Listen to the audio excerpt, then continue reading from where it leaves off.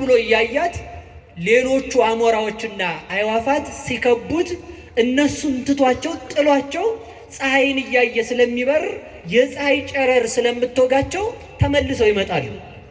ይሄ ንስር ዝናብ አያገኘውም።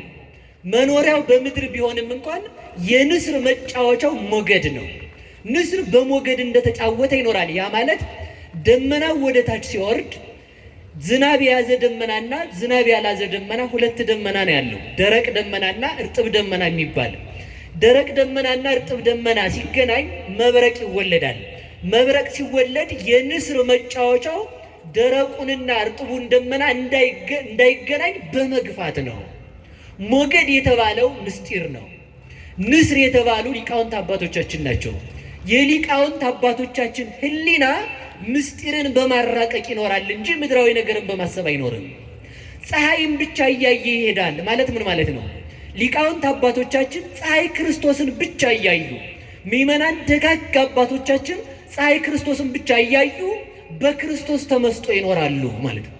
ክርስቶስን ብቻ በማየት ሌሎቹን አራዊትን የሚያሸንፋቸው ማንን በማየት ነው? ፀሐይን በማየት ነው። አሞራ አለ፣ አይን አለው፣ ፀሐይን ግን አያያትም። ፀሐይን ማየትና በፀሐይ ማየትና ፀሐይን ማየት ይለያያል። በፀሐይ ማየት ትልም ይችላል። ፀሐይን ማየት ግን ለንስር ብቻ የተሰጠው ነው። ፀሐይን ትክ ብሎ የሚያይ ንስር ነው። እግዚአብሔርን የሚያይ ንጹሕ ሕሊና ያለው ክርስቲያን ብቻ ነው። በፀሐይ መመራት ሁሉም ይችላል። በዚህ ዓለም መኖር ሁሉም ይችላል። በእግዚአብሔር መግቦት መኖር ሁሉም ይችላል። እግዚአብሔር ፈጣሪ እንደሆነ ፈጣሪ አንድ ኃይል አለ ብሎ ማወቅ ሁሉም ይችላል። እግዚአብሔርን ትክ ብሎ ለማየት የሚያስችል ግን የልጅነት ዓይን ብቻ ነው። ያንን የሰጠን መድኃኔዓለም የተመሰገነ ይሁን። ስለዚህ ተመልከቱ፣ እንደ ታላቁ ንስር ያለ የንስር ክንፍ እስከ ደመና አይደለም፣ የንስር ክንፍ ከደመና በላይ እንደሆነ ሁሉ ተመልከቱ። አንድ ንስር የተባለው ሕያው እግዚአብሔር አምላካችን ነው። ሰረረ ንዑስ ኦፍ ወአብዳን እንዘይነብሩ ታሕተ ጽላሎቱ እንዳለ ሊቁ በሃይማኖተ አበው። አንድ ወፍ ነበረ አለ፣ ተነስቶ ከዛፉ ላይ አረፈ። ከዛፉ ላይ ተነስቶ ደግሞ ሰነፎች ጥላው ስር እንደተቀመጡ በረረ ይላል። ያ ማለት ምን ማለት ነው? ንዑስ ወፍ የተባለ ጌታ ነው። ዛፍ የተባለ መስቀል ነው። ዛፍ ሰዎችን እንዲያስጠጋ ቅጠሉ ጥላ እንዲሆን ፍሬ አፍርቶ እንዲመግብ ከመስቀሉ የክርስቶስን ሥጋና ደም አግኝተናልና በዛፍ ሁሉም ሰው እንደሚጠጋበት በመስቀል እኛ ክርስቲያኖች ተጠግተን ሕይወተ ነፍስ አግኝተንበታል። ከዲያብሎስ የቁራኝነት የባርነት ጥላ ወጥተን ክርስቶስን ተጠግተንበታልና ያ መስቀል ምን ይባላል? ዛፍ ይባላል። ሰነፎች በጥላው ስር ተቀምጠው ማለት አይሁድ ክርስቶስን እናጠፋዋለን ብለው በሰቀሉበት መስቀል ስር ተቀምጠው ሳለ መስቀሉ የድህነት ባለቤት በሆነው በክርስቶስ መድኃኒት ሆኖ ክርስቶስ መስቀሉ ላይ ከተሰቀለ በኋላ ወደ መቃብር ወርዶ ተመልሶ አረገ ማለት ነው። ስለዚህ ንስር የተባለ ራሱ መድኃኔዓለም ክርስቶስ ነው። ፀሐይን በማየት ይበራል አለ። ተመልከቱ፣ ራሱን በማወቅ የሚኖር እግዚአብሔር ብቻ ነው። እግዚአብሔርን የሚያውቅ ማን ብቻ ነው? በሉ ንገሩኝ እንጂ እግዚአብሔር ነው። ስለዚህ እንደ ንስር ክንፍ ያለ ተሰጣት ይላል። በሉ እስኪ ሁላችሁ እንደ ንስር በሉ ያለ ምን ተሰጣት? እንደ ንስር ያለ ክንፍ ተሰጣት። ለዛች ሴት ሁለት ክንፍ ነው የተሰጣት። ክርስቲያኖች ልብ ብላችሁ ስሙኝ። በሁለት ክንፍ ብቻ ነው በሮ መንግስተ ሰማያት መግባት የሚቻለው። ሁለት ክንፍ ምንድን ነው? አንደኛው ክንፍ የተባለው ሃይማኖቷ ነው፣ የድንግል ማርያም እምነቷ ነው። እስኪ በሉላችሁ ክንፍ ምንድን ነው? በሉ እንጂ ንገሩኝ። እምነቷ ክንፍ ይባላል። ንስር ቢበር እስከ ጠፈር ነው። ድንግል ማርያም ግን ጠፈር ሳያግዳት ፍጥረታት ሁሉ ከሰው ልጆች ወገን እግዚአብሔርን ብቻ በማሰብ የምትታወቅ ድንግል ማርያም ናት። ያ ማለት ተመልከቱ፣ አንተ ሰው እግዚአብሔር የሰጠህን ሕሊናህን ተጠቅምበት ይላል። ማን የሰጠህን? በሉ ንገሩኝ እንጂ። በምንም ነገር አንኮራም። እኛ የምንኮራው እግዚአብሔር ሕሊናን ሰጥቶ ስለፈጠረን ብቻ ነው። ለምን መሰላችሁ? ሰው ሁሉን ነገር ሊወስድብን ይችላል። ሕሊናችንን የሚወስድብን ሰው ግን የለም። ሰው ቤት ውስጥ አሽጎ አካላችን እንዳይወጣ ሊቆልፍብን ይችላል። ሕሊናችን ከኪሩቤል መንበር ከሥላሴ መንበር ከኪሩቤል ዙፋን እንዳይደርስ የሚከለክለን ሰው የለም። ስለዚህ ያንን ህሊና ነው ድንግል ማርያም ያመጠቀችው። የሚመጥቅ ህሊና አለ፣ የሚወርድ ህሊና አለ። የሚመጥቅ ህሊና ሲባል ተመልከቱ፣ ቅዱስ ዮሐንስ አፈወርቅም እንዳለው ምንድን ነው? ንስር ቢበር እስከ ጠፈር ነው ይላል። እስኪ በሉላችሁ፣ ንስር ቢበር በሉ። እስከ የት ነው? አሁን ወፍ ፕሌን ቢበር እስከ የት ነው? ስንት ማይል ነው ወደ ላይ ከፍ? ስንት ጫማ ነው ርቆ ሊሄድ የሚችለው? በምታውቁት ልክ ተናገሩ። እኔ እንግዲህ ብዙ ሄጄ አላውቅም። የኔ ያህል ጫማ ሲባል ሰምቻለሁ። ብቻ ደመናን ነው ሊያልፍ የሚችለው። ከዛ በላይ ይችላል? እሺ፣ ንስር ቢሄድ ደግሞ ሊሄድ የሚችለው እስከ የት ነው? እስከ ጠፈር ይሄዳል ማለት ነው። የንስርን ያህል እንኳን ማን መሄድ አይችልም። እኛ የፈለሰፍናቸው ቴክኖሎጂዎች ሁሉ መሄድ አይችሉም ማለት ነው። ከዛ በላይ ግን አስታውሱ፣ ንስር ቢበር እስከ ጠፈር ከሆነ ተመልከቱ፣ አንሰ አሐውር ሀባሎ ወልደ እጓለ እመሕያው ይነብር በየማነ አብ፣ እኔ የሚሄደው በአብ ቀኝ እስከ ተቀመጠው እስከ ማን ነው አለ? እስከ ወልድ ድረስ እሄዳለሁ። ንስር ቢበር እስከ ጠፈር ከሆነ ዮሐን ቅዱስ ዮሐንስ ወንጌላዊ የበረረው እስከ የት ነው ካላችሁን፣ እስከ ሥላሴ ልብ ነው ብዬ መልስላችኋል። እስኪ በሉላችሁ፣ እስከ ሥላሴ በሉ፣ ልብ በሉ እንጂ። ገብርኤል ቢበር እስከ ዙፋኑ ድረስ ነው። ንስር ቢበር እስከ ጠፈር ድረስ ነው። መልአክ ቢበር እስከ ኪሩቤል ሱራፌል ቢበሩ እስከ ዙፋኑ ድረስ እስከ ጥጓ ነው ማለት ነው። እስከ ዙፋኑ ጥግ ድረስ ነው። ቅዱስ ዮሐንስ ወንጌላዊ ግን የበረረው እስከ የት ነው ካላችሁኝ፣ እስከ ኪሩቤል ዙፋን ነው። ያ ብቻ አይደለም፣ ዙፋን ከሆነ ከላይ መቀመጥ ነው። የአብን ልብነት የወልድን ቃልነት ገብቶ ያወቀው። ስለዚህ እስከ የት ነው ማለት ነው? እስከ ልበ ሥላሴ ይበራል ማለት ነው። ይሄ ምን ይባላል? ክንፍ። እስኪ በሉ ክንፍ በሉ። የክርስቲያኖች እኛ የምንበረው እስከ የት ነው ካላችሁኝ፣ እስከ ሀባሎ ወልደ እጓለ እመሕያው ይነብር በየማነ አብ፣ በአብ ቀኝ እስከሚቀመጠው እስከ ወልድ ነው አልኳችሁ። ወልድ ደግሞ የማን ቃል ነው ብላችሁ ስትጠይቁኝ ቅዱስ ዮሐንስ ማን ይመልሳል? ቀዳሚሁ ቃል ውእቱ፣ ያ ቃል በመጀመሪያ ነበረ፣ ያም ቃል እግዚአብሔር ነበረ አለ። የቃል ሀገሩ የት ነው? የቃል ሀገሩ የት ነው? የእናንተ የቃላችሁ ሀገሩ በሉ እንጂ ንገሩኝ። ውስጣችን የቃላችሁ ሀገሩ የት ነው? የቃል ሀገር ልብ ነው። የቃል ሀገሩ ማለት ነው። እስኪ በሉ ልብ በሉ። ስለዚህ ቃል ብሎ ሲናገር እስከ ማን ልብ ድረስ በረረ ማለት ነው? እስከ ሥላሴ ልብ። አብን በልብነት ከዊን፣ ወልድን በቃልነት ከዊን፣ መንፈስ ቅዱስን በሕይወትነት ከዊን ገለጠልን ማለት ነው። ይህንን ክንፍ ያገኘው ከየት ነው ካላችሁኝ፣ ከድንግል ማርያም ነው ያገኘው። ለዚህ ክንፍ የበቃበት ምንድን ነው ካላችሁኝ፣ አንደኛ ሃይማኖቱ ነው፣ ሁለተኛ ድንግልናው ለዚህ ክብር አብቅቶታል። ከቃሉ ጋር ናችሁ? በዚሁ አጋጣሚ ደናግላን ያልሆኑ ሰዎች መንግስተ ሰማያትን መውረስ አይችሉም። ሁለት ክንፍ ያላቸው ብቻ ይወርሳሉ። ችግር ፈጠርኩ? እስኪ በሉ ሁላችሁም ድንግል ያልሆነ ሰው በሉ፣ በደንብ በሉ እንጂ መንግስተ ሰማያት አይገባም። በቃ ይሄ 4 ነጥብ የተዘጋ ነው ማለት ነው። ድንግል ያልሆነ ሰው መንግስተ ሰማያትን አይወርስም። ሁለት ክንፍ ምንድን ነው? አንደኛው ድንግልና ነው።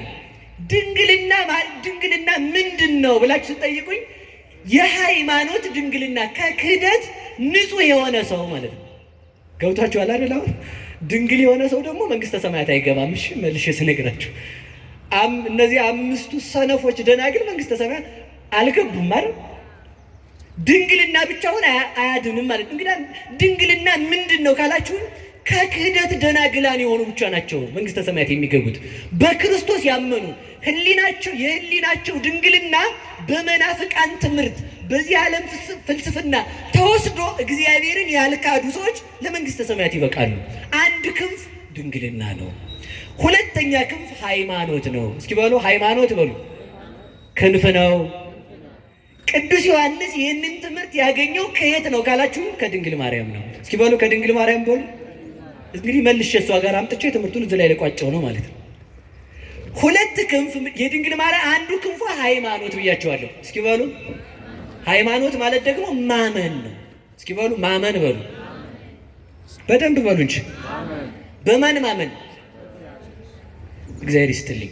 በእግዚአብሔር ማመን ማለት ተመልከቱ፣ በፍጹም በፍጥረታት ሁሉ ሊያደርጉት የማይችሉትን እምነት የፈጸመችው ድንግል ማርያም ናት።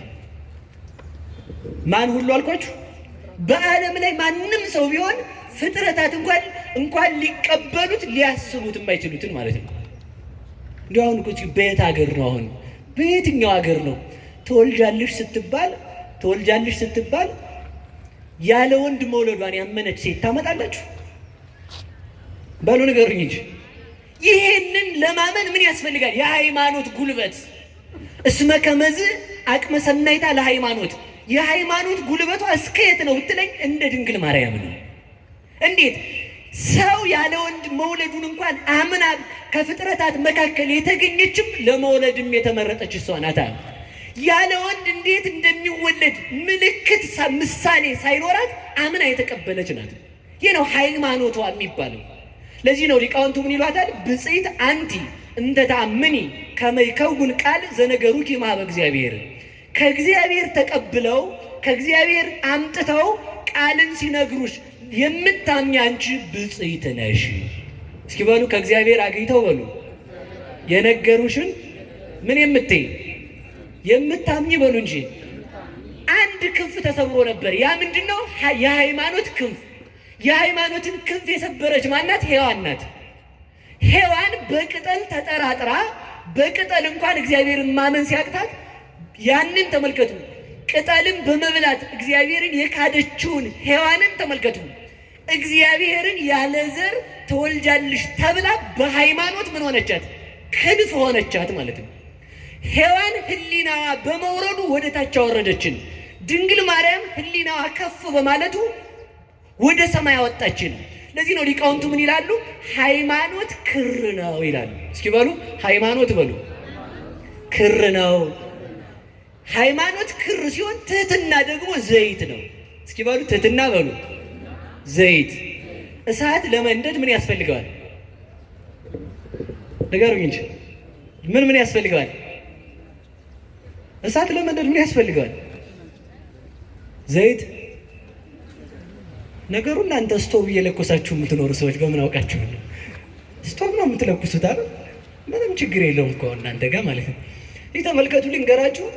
አንድ ሻማ አንድ ዘይት አንድ ክር ለመንደዱ ወይም አንድ ፈትል ምን ይደረጋል መሰላችሁ? ፈትል ይፈትላሉ። ጥጡን እናቶቻችን ድሮ አይበለውና የዛሬዎቹን አይወክልም። ይፈትሉና ዘይት ውስጥ ያደርጉታል።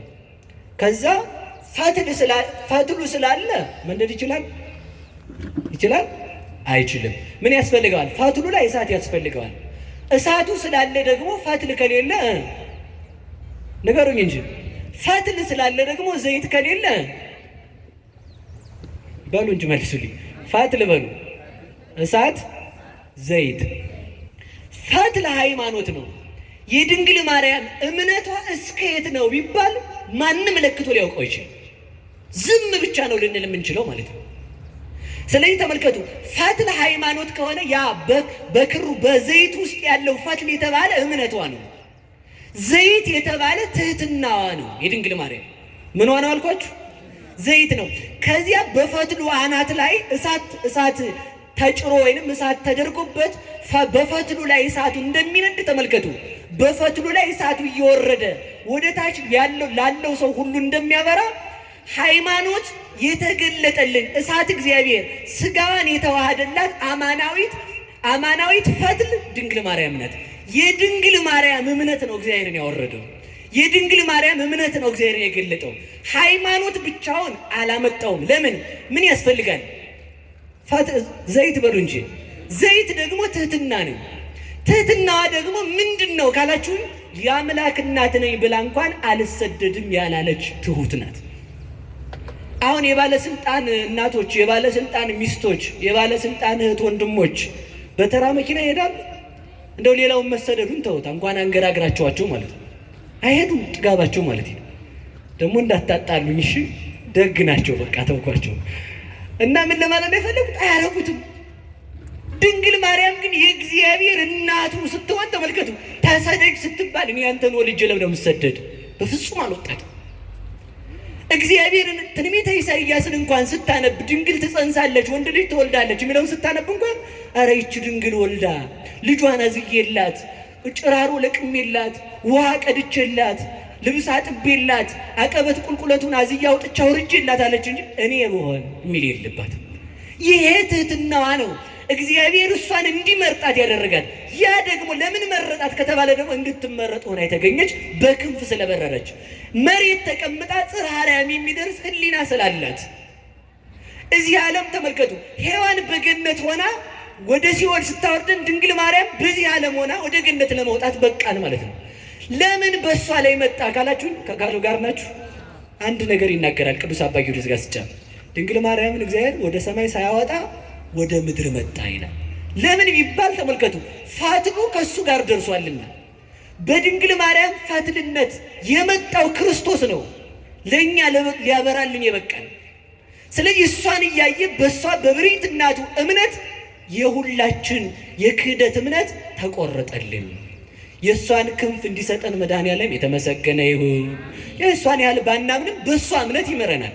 የእኛን ክህደት ሲያየው የእናቱን እምነት አይቶ ይመረናል። ለዚህ ነው ቅድም እንዳልኳችሁ ምንድን ያልኳችሁ ደናግላን ያልሆኑ ሰዎች መንግሥተ ሰማያት አይገቡም ማለት ከሃዲ መንግሥተ ሰማያት አይገባም። የህሊና ድንግልና አለ፣ የማየት ድንግልና አለ፣ የመስማት ድንግልና አለ፣ የማሽተት አለ።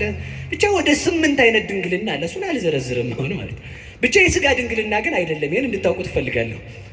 የምን ድንግልና ነው? በሃይማኖት ተጠብቀው የኖሩ ሰዎች ቢያንስ ምክንያተ ድኅን እመቤታችን አለቻቸው፣ ለመዳን ምክንያት አለቻቸው። ምክንያቱም የድንግል ማርያም የእምነቱ ኃይል በፍጥረታት አይመዘንምና እሷን የሰጠን እግዚአብሔር የተመሰገነ ይሁን። ስለዚህ ሁለተኛው ክንፍ የተባለው ደግሞ ምንድን ነው ካላችሁኝ፣ ትህትናዋ ነው። እስኪ በሉ ክንፍ ምንድን ነው ንገሩኝ እንጂ። ትህትና ክንፍ ተብሎ ይጠራል። የድንግል ማርያምን ትህትና በአንድ ቃል ብቻ ልንገራችሁ። ሰዎችን ሲያሙ ሰዎች ይናደዳሉ አይናደዱ? ንገሩኝ እንጂ። እሺ እናንተን አሁን ብናማችሁ ትናደዳላችሁ አትናደዱ? እኔም ጭምር እንናደዳለን አንናደድም? ግን እኮ ይኸውላችሁ ሰው ምን ይላል መሰላችሁ? እኔ በፍጹም ያ ሳይሆን የሚያናድደኝ መታማቴ ሳይሆን እንደው በዚህ ነገር መጠርጠሬ ነው ይላል መልሶ ማለት ነው። እንዲያ እኮ አይደለም፣ ይሄም ትዕቢት ነው መልሶ ማለት ነው። በዚህ ነገር መጠርጠሬ በሌላ ተመልከቱ። ሰው ራሱን ሌባ ነኝ ሲል ራሱን የሆነ ነገር ፈልጎ ነው። በፍጹም እንዳንተ አይነት በከተማው የለም እንዲባል ፈልጎ ነው ማለት ነው። ድንግልም ሰው በሰራው ስራ እንኳን ተመልከቱ። ቅዱስ ዮሐንስ አፈወርቅ እንደሚለው አንተ ሰርቀህ ሌባ ነኝ በማለትህ ጻድቅ የምትሆን ከሆነ ጻድቁ ኃጢአት ሳይኖርበት ኃጢአተኛ ነኝ ሲል የሚያገኘው ክብር ምን ያህል እንደሆነ ታውቃለህ ይላል። ሰው ሰርቆ እውነቱን እኮ ነው። ሰርቀህ ሌባ ነኝ ስትል ትክክል ነህ፣ ግን ኃጢአትህን በማመንህ ምን ታገኛለህ አለ። በሉ ንገሩ፣ ክብር በሉ እንጂ። ስንሰደብ የሚያስጠላን፣ ስንሰደብ ሰው ሲንቀን የሚከፋን ምን ስለሆነ ነው ማለት ነው? ስላልገባን ነው ማለት ነው። ክርስቲያን ማለት እንደ ሞተ ሰው ሆኖ የሚኖር ሰው ነው። እስኪ በሉላችሁ፣ ክርስቲያን ማለት በሉ እንደ ሞተ ሰው ሆኖ የሚኖር። እንደ ሞተ ሰው ሆኖ መኖር ማለት ምን ማለት ነው? አንድ ብቻችን ልንገራችሁ። አንድ አባት አሉና ሊመነኩስ መጣ። አንድ ተማሪና ሊመነኩስ መጥቶ አባ እንደምን ዋሉ? እግዚአብሔር ይመስገን። ልመነኩስ ነው የመጣሁት። እሺ ሂድና ሙታንን ስትሰድባቸው ውለህና አሉት። የሞቱትን ሰዎች መቃብር ያሉትን እየሰማችሁ ነው። ማንን ትሄዳላችሁ? ጭንቅ እኮ ነው በእውነቱ ማለት ነው። ሰውን ማስተማር ራሱ በጣም ጭንቅ ነው። ምክንያቱም እኛ ገና አልገባም። መታዘዝ ተመልከቱ፣ መታዘዝ በጣም ትልቅ ጉልበት አለ። እምቢተኝነት መታዘዝ ተመልከቱ፣ የማይቻለውን ነው የሚያስችለው። ድንግል ማርያም የማይቻለውን የቻለችው በምኗ ነው? በመታዘዟ እኮ። አንድ አባትም አድርገውታል። አንድ አባ ዮሐንስ የሚባሉ አባት ነበሩ፣ ጻድቅ ናቸውና አርፈዋል። እሺ በዚህ ዘመን ያለ ሰው አላልኩም አደራችሁ። እና እሳቸው አንዱን ተማሪያቸውን ሂድና አንበሳውን አባ ዮሐንስ ይጠራል ብለው ይዘውና አሉት። ሄደና ጎዳና ሲጀምር ቆይ አሉት። እሺ እንካ በእጅ ስጋ ያዝና ጆሮውን ይዘውና አሉት። ማንን ነው በሉ ንገሩኝ እንጂ ይቻላል? እሺ ብሎ ሄደ ማለት ነው። እሺ ስላለ ተመልከቱ ወይም የመታዘዝ ጉልበቷ ምን ያህል እንደሆነች አስቡ። እሺ ብሎ ሄዶ ስጋውን እያሳየ ተመልከቱ። ሊጎረስ እኮ አሁን ትሄዳላችሁ። ውሻ ራሱ ታመጣላችሁ እናንተ። እንኳን ውሻ ድመት አታመጡ እንዴ! ቀልድ ነው እንዴ? ግራ ተዋጭራለች ማለት ነው። ሄዶ ስጋውን እያሳየ አባ ዮሐንስ ና ብለዋል ብሎ ጆሮውን ይዞት መጣ ማለት ነው። የምን ጉልበት ነው ካልከ የመታዘዝ ጉልበት። ሰው ሲታዘዝ ኃይልን ያገኛል። እየሰማችሁ ነው? መታዘዝ ተመልከቱ። ህፃናት እኔ በዛውም ለአንድ ነገር ልንገራችሁ። ቅዱስ አባ ጊዮርጊስ ዘጋስጫም ይላል አንድን ህፃን ልጅ እናቱ ትታው ብትሄድ እባብ መጥቶ አብሮት ቢተኛ አይበላውም ይላል። እየሰማችሁ ነው? የዓመት ልጅ እንደው እባቡን ብድግ አድርጎ ጉርስ ቢያደርገው እባብ መርዙን እርጭት ቢያደርግ አይበላው። የህፃኑ ደግነት የእባቡን መርዝ ያጠፋዋል ማለት ነው። ሰው ደግነት ነው ያጣው። ስለዚህ ተመልከቱ። ሂድና ምን አሉት? የሞቱትን ሰዎች ስትሳደቡ ለና ትችላላችሁ ባሉ ነገር እንጂ ሄዶ ጅሎች እናንተ ብቻ። እኔ እንግዲህ የመረጠውን የተሳደበውን ስድብ አልጻፉልንም፣ ግን ይመስለኛል ሳስበው በእኛ አጠራር የምንናገረው እናንተ ጅሎች ደግደ እየመረጣችሁ ስደቧቸው። ማትረቡ እናንተ አጭሮች፣ እናንተ የፈረሳችሁ፣ እናንተ የትል ጎረቤቶች፣ ዝናብ የሚያድርባችሁ መኖሪያ የላችሁ፣ ብቻ ምኑን እንደሰደቡ አላውቅም። እንዲህ እያለ ሲወግራቸው ውሎ በስድብ መጣ ማታ። አባ አላቸው። አቤት። ስሳደቡ እየመጣሁ አላቸው። እሺ ዛሬ ነገ ደግሞ ሂድና ስታመሰግናቸው አላሉት። ምን ስትላቸው ባሉ ነገሩኝ እንጂ ሄዶ ደግሞ እናንተ ቅዱሳን የተከበራችሁ ሲላቸው ዋለ ማለት በደንብ አድርጎ ሲያከበሰብሳቸው እንደናንተ ያለም የለ ቤተ ክርስቲያን ወድቃችሁ የምትኖሩ ክርስቶስን የምትጠብቁ እንዲያ ሳይሆን አይቀርም ብዬ ነው ምርቃሉ ሲላቸው ብሎ መጣ ማታ። መጣው ስሰድብ ትናንት ስሳደብ ዛሬ ሳመሰግኑ እየመጣው አላቸው። ሂድና እንደዚህ አሁን አሉት። እስኪ በሉላችሁ ሂድና በሉ ንገሩኝ እንጂ እንዴቱን እንደዚያ ሂድና እንደዚህ አሁን ማለት ሰው ሲሰድብህ የተሰደብከው ስድብ አንተን እንዳይነካ አድርገህ አስበው። ሰው ሲመርቅህም ለአንተ ክብር እንደማይጨምርልህ አስብ። ለዚህ እኮ ነው አንድ አባት አህያ አላቸው። ኧረ በጣም ይቅር በለኝ የአህያ ያህል ክብር የለኝም አሉ። ምክንያቱም አህያ የተጫነችውን በክብር የምታደርስ ናት። እኔ ግን የእግዚአብሔርን ሕግ በልቼ የጨረስኩ ከአህያ አንሳለሁ እንጂ እንጨት አላቸው። እንዴ እንጨት እኮ በገባበት እሳት ውስጥ ነዶ እዚያው የሚቀር ነው። እኔ ለተሰጠችኝ ሃይማኖት እንኳን በሰማዕትነት ያልሞትኩ እንዴት እንጨት ትለኛለህ? አንተ ዝም ብለህ ከብት አላቸው። ከብት እኮ ጌታውን ያወቀ ግርግም ላይ ተገኝቶ ትንፋሹን የገበረ ነው። አንተ ድንጋይ አላቸው። ውይ ድንጋይ ቤተ መቅደስ የሚሰራበት አሉት። አሁን ሰው የሚሰድባችሁን እኮ ማሳጣት ትችላለህ። በጣም የምንናደደው እኛ ምን ስለሆነ መስሏችሁ ነው? ሰው የሚናገረውን ነገር ነን ብለን ስለምናስብ እኮ ነው። ሰው የፈለገ ነገር ቢል ማድረግ ይችላል ባለው ነገሩኝ እንጂ አይችልም። አይደለሁም እኮ ነው መልሱ። እንደው አሁን እንዲሁ ተመልከቱ። የቱን ያህል ብንሰደብ የሚመጥን ስድብ ሊገኝ ይችላል? እኛ የትኛውንም አይገኝም። ቅዱስ ዮሐንስ አፈወርቅ ይላል ከብት ልበልህ አንተ ሰው ይልና አይ ከብትስ ጌታውን ያውቃል። እሺ ውሻ ልበልህ ውሻ የጌታውን ቤት ይጠብቃል። እሺ እንግዲያውስ ምን ልበልህ? እባብ ልበልህ እባብስ ወገኑን አይነድፍም። እሺ ጭልፊት ልበልህ ጭልፊትም ልጆቿን ታሳድጋለች ወገኖቿን አትበላም። እንግዲያውስ ምን ብዬ ልጥራህ አንተን ይልና ተመልከቱ። ሰይጣን ልበልህ ይላል ተመልከቱ። አዛኝን ምሬን ሰይጣን ልበልህ ይልና አይ ሰይጣንም በሰይጣን ላይ አይጨክንም። አንተ ግን በወንድምህ ላይ ስለጨከንክ ከሰይጣንም ብሰሃል። ሰይጣን የገንዘብ ባሪያ አይደለም፣ አንተ ለገንዘብ ባሪያ ሆነሃል። ሰይጣን የሱስ ባሪያ አይደለም፣ አንተ ለሱስ ባሪያ የልማድ እስረኛ ሆነሃል። ምን ልልህ እችላለሁ? እንኳንስ ክርስቲያን መባል ሰው ብዬ ልጠራ ምን ያስጠራሃል? ምን የሚያስጠራ ስም አለ ይላል ተመልከቱ። እኛ የሚመጥነን ስድብ የለም እንጂ ስለዚህ ምንድነው ለማለት የፈለግኩት ሰው ቢሰድበንም እንዳይረብሸን መሆን አለብን። እስኪ በሉ ሰው ቢሰድበንም በሉ እኛንም የሚገልጽ ስድብ አለ? በፍጹም የለም እኮ ተመልከቱ። ለዚህ ነው ጌታ እንኳን ምን አለ መሰላችሁ? በምን አስተማስላ ለዛቲ ትውልድ፣ ይችን ትውልድ በምን ልመስላት አለ። ሀለይነ ለክሙ ወይ ዘፈንክሙ፣ ዘፈንላችሁ ሙሾ አላወጣችሁም። አስቆቀው ነሂ ለክሙ ወይ በከይክሙ፣ ይቅርታ ዘፈንላችሁ ሙሾ አላወጣችሁም፣ አልጨፈራችሁም። አለቀስንላችሁ ሙሾ አላወጣችሁም። ይሄ ዘፈን ይፈቀዳል አይደለም ያልኩት አደራችሁ። እኔ ማለት የፈለግኩት ሌላ ነው። ዘፈን የተባለ ልቅሶ የተባለ የዮሐንስ ስብከት ነው። ዮሐንስ እየበላ ቢመጣ አሃ ይሄማ ይቅርታ ሳይበላ ቢመጣ ይሄማ ጋኔን አድሮበታል አላችሁ።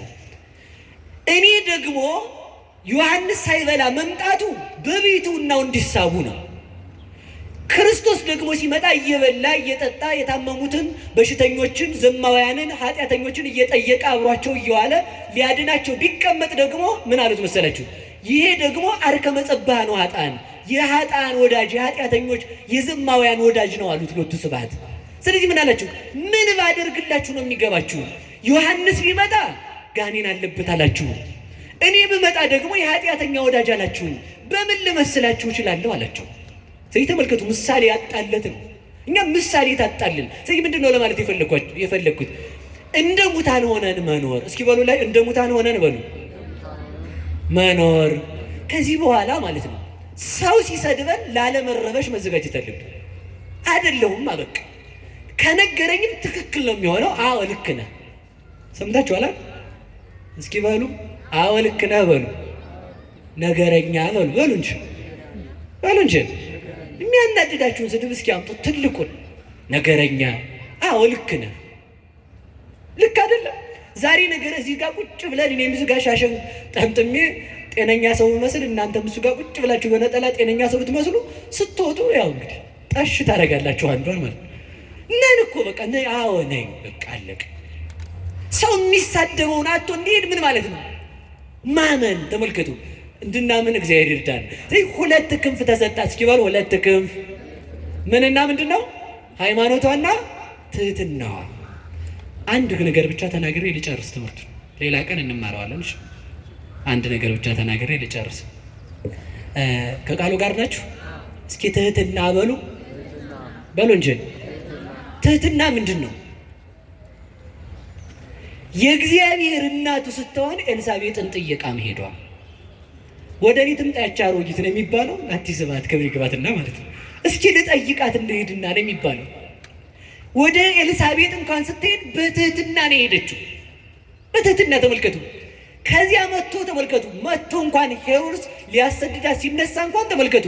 ወለተ አናብስት ግሩማን ለይጥሩ ባይል እፎኑ ጎይኪም ገጸ ሄሮድስ ቁንጽል አይደለም የሚለው ደራሲ። የዳዊት የሰሎሞን የታላላቆቹ ነገስታት ልጅ ስትሆኚ እንዴት አንቺ ከቀበሮ ፊት ሸሸሽ እንዴ?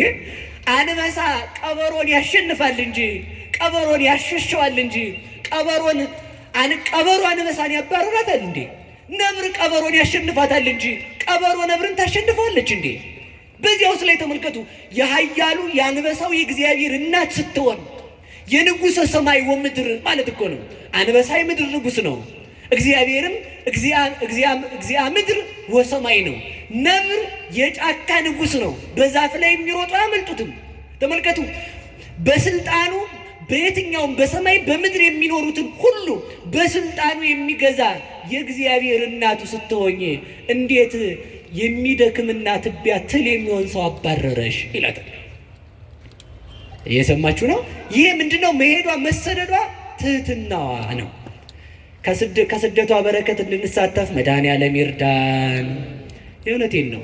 በጣም ስናስበው የሚጨንቀን ነገር የለም። በጣም ስታስቡት ጭንቅ የሚሆን ሀገር አዝላ የተሰደደች፣ እንጀራ አዝላ የተራበች፣ መድኃኒት ይዛ የተቸገረች፣ ብርሃን አዝላ የጨለመባት ሀገር አዝላ ለሀገር ጥግ ልትሆነ ኦዘት አርፎ ለዓለም ሁሉ ማረፊያ የሚሆን ልጅ ይዛ እሷ ግን ማረፊያ አታ የዞረች፣ ምግብ ተሸክማ እንጀራ የራባት፣ ውሃ ተሸክማ ውሃ የጠማት፣ ሀገር ተሸክማ ለሀገር ድነት የሄደች ድንግል ማርያም ናት። ለዚህ ነው ሁል ጊዜም ቢሆን አሁን በዚህ በማኅሌተ ጽጌ ሁል ጊዜም ስታስቡ አንድ ነገር ብቻ እንድታስቡ ፈልጋለሁ።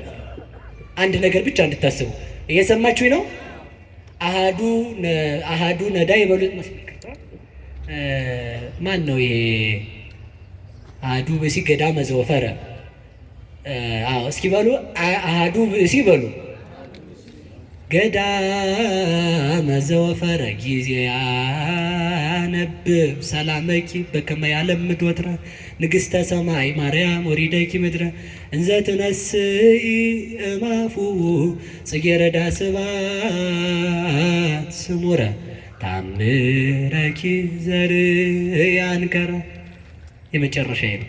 ይህችን ብቻ ትርጉማን ተናግሬ እኔም ቤቴ ሹልክ ብዬ እሄዳለሁ። ክፍል 2 ይቀጥላል ማለት ነው። እስኪ አንድ ሰው ነበረ። አሁን በጽጌ አበባ ለምን እንዛለን? ስደቷን ለማሰብ። እስኪ በሉ ስደቷን በሉ ለማሰብ። እሷ ግንድ ስትሆን ልጇ ምንድን ነው? አበባ ስለሆነ ማለት ነው። እሷ አበባ ስትሆን ልጇ ደግሞ ምን ስለሆነ? ፍሬ ስለሆነ። አንድ ሰው ነበረ። ለእመቤቴ ምን ላድርግላት ብሎ አሰበና ተመልከቱ፣ 50 የጽጌረዳ አበባ ቆርጦ አክሊል ሰርቶ ስዕል አድኅኖ ላይ አክሊል ደፋላት። ስንት አልኳችሁ? ማሕሌተ ጽጌ ተመልከቱ። የጽጌ አበባዋን ጽጌዋን ስደቷን በማሰብ ያንን ደፋላት። አበባ ክርስቶስን የወለድሽ አላት። እንዲህ አበባ ለምን አልነው? አበባ ዝንብ ቢያርፍ ትንኝ ቢያርፍ ቀንድ አውጣው ቢመጣ ከብቱ ቢያሸታት አትቀየም። ዝንብ ሽንት ቤት ቆይታ መጣ እዚያ ላይ ታርፋል። ንብ ደግሞ ማትሰራው በላ መታ ስቀስማ ዝም። ክርስቶስ ኃጢአተኛ አምላኪ ሲለው የማይቀየም የአበባ የክርስቶስ እናቱ ማለት ነው። ይህ ተመልከቱ፣ 50 አበባ ደፋላት። ከዚያ መጨረሻ ላይ የአበባ ወራት አልፎ አበባ ሲደርቅበት ምን ላድርግላት ለእመቤቴ ያለ። እስኪ በሉላችሁ ምን ላድርግላት በሉ። ለሃይማኖቴ መሰረት ለሆነች ምን ላድርግላት አለና ተመልከቱ፣ አንድ ነገር አሰበ። ባይሆን 50 ጊዜ ተፈሥሒ ተፈሥሒ ልበላት። እስኪ በሉ በሞት ያፈርሰውን በሉ አንድ ጊዜ ብቻ ተፈሥሒ ተፈሥሒ ተፈሥሒ ተፈሥሒ በሉ እንጂ በቃ 5 ካረግነው ይብቃን። ባይሆን እንዳያለቅ ሰዓቱ ማለት 50 ጊዜ ሁሉ ጊዜ ተፈሥሒ ይላታል እየሄደ በ50 አበባ ልክ ማለት ነው። ከዛ እንደዚያ እያላት ሲኖር አበባ ከዕለታት በአንድ ቀን መንገድ ሲሄድ ተፈሥሒ ሳይላት ረስቶት ሄደ። ተፈሥሒ ሳይል እመቤታችንን ማለት ነው እንደኛ። ከዛ መንገድ ላይ እንደሆነ ተመልከቱ፣ ጫካ ውስጥ እንዳለ ሽፍቶች ከበው በጦር ሊገሉት ግራና ቀኝ ጦራቸውን እያመቻቹ ሳለ ለካ እመቤቴን ተፈሥሒ ረስቸዋለሁ ይልና ልብሱን ያሸርጥና ስዕለ አድኅኖዋን ከፊት አስቀምጦ ተፈሥሒ ይል ጀመር። የት ውስጥ? በሞት ንገሩኝ። ማን አለች ግን እዛ መካ? ማን ከቦት ነበር? የድንግል ማርያም ስዕል አለ። ማን ከቦት ነበር? ሸፍታ ከቦታል። በምን ሊገሉት? በቀስት ማለት። ከዛ ተፈሥሒ ይል ይላል ዝም ብሎ። ከዛ እመቤታችን ወርዳ ተመልከቱ፣ ካፉ ያ ቀድሞ ለሷ የሰራለት የጽጌረዳ አበባ ካፉ እየወጣ በእጇ 50 ጊዜ ስትቀበለው ሽፍቶቹ አዩ። ያንን ስላዩ ሽፍቶቹ አርፈው ቁጭ ብለው ተመልከቱ፣ ለእመቤታችን ሰግደው መጨረሻ ላይ ተፈሥሒ ጨርሶ አቡነ ዘበሰማያት አስሮ ተነስቶ ሊሄድ ሲል ሽፍታዎቹ መጥተው ሰገዱለት። ከዛ ሲሰግዱለት ምን አላቸው መሰለኝ? አንተ ሰው ማነህ ግን? የት ሀገር ጻድቅ ነህ አሉት። ኧረ ተው እኔ ወንበዴና ማረባ ኃጢአተኛ ሰው ነኝ አላቸው። አይ አይደለም፣ ከአንተ ጋር የነበረችው በደመና ያረገችው መላእክት የከበቧት ማናት? 50 አበባ ካፍህ እየወጣ ስትሰጣት አይተናል፣ ለእኛም ስጠን አሉት። መጥተው ማለት ነው። ሲሉት ምን አላቸው መሰላችሁ? አይ እንግዲያውስ ምን እያረክ ነበር ካላችሁኝ እኔ እያልኩ የነበረው ተፈሥሒ ነው። እስኪ በሉ ተፈሥሒ በሉ። ያንን ምስጋና ይህንን ምስጋና ለመስማት መላእክት ከሰማይ ይወርዳሉ። ይህን ምስጋና ለመስማት 12ቱ ነገደ መላእክት ሲወርዱ ወደ ቅዱስ ዮሐንስ አፈወርቅ ቤት ሲሄዱ ወደ ቅዱስ ዮሐንስ አፈወርቅ ቤት ሲሄዱ አባ ማርዳሊ የሚባል አባት አግኝቷቸዋል። የት ትሄዳላችሁ አላቸው። ተፈሥሒ ሲተረጎም ልንሰማ እመቤታችን ትተርጉምልን። እሺ ስለዚህ ተመልከቱ፣ የመጨረሻው ምንድን ነው ልላቸው የፈለግኩት? ከዚያ ተመልከቱ፣ ያንን ሰውዬ ሊገድሉት የመጡት ሽፍታዎች ሰገዱለት። አራዊት ከጫካ ወጥተው ሰገዱለት። ከዚያም በኋላ ምን አሉት? እባክህ በአንተ ሃይማኖት እንድናምን እርዳን አሉት። ከዚያም በኋላ አምነው ጦራቸውን ትተው ወደ ምንኩስናቸው ሄዱ ይላል። የድንግል ማርያም ታምር እንዲህ ያደርጋል። ለዚህ ነው ዛሬ አበባ ይዘን ጽጌን የምናከብረው። የጽጌ ማሕሌት ብለው ሊቃውንቱ በማሕሌቱ የጽጌረዳ አበባ የሚይዙት ለጌጥ አይደለም። መልኩ ሲያበቃ ዚቁ ይተካል። አዳም ከተፈጠረ በኋላ ሔዋን ተፈጥራለችና፣ ድንግል ማርያም ከመጣች በኋላ ክርስቶስ ተገኝቷልና መልክ የአዳም ምሳሌ ነው፣ ዚቅ የሔዋን ምሳሌ ስለሆነ ማለት ነው። ስለዚህ 2 ክንፍ ተሰጣት በሉ እስኪ። በሉ በሞት የሁለት ክንፍ በሉ ተሰጣት። ስንት ክንፍ? ስለዚህ ተመልከቱ፣ በዚህ በሁለት ክንፏ በሃይማኖቷ የኛ ክህደታችን ሲያስቸግር የድንግል ማርያምን ሃይማኖት እምነት አይቶ ይምረናል። የኛ ምግባራችን ጎደሎ ሲሆን በድንግል ማርያም ምግባር ይምረናል። የኛ ድንግልናችን ሰባራ ሲሆን የድንግል ማርያም ድንግልና ጥላ ይሆነናል።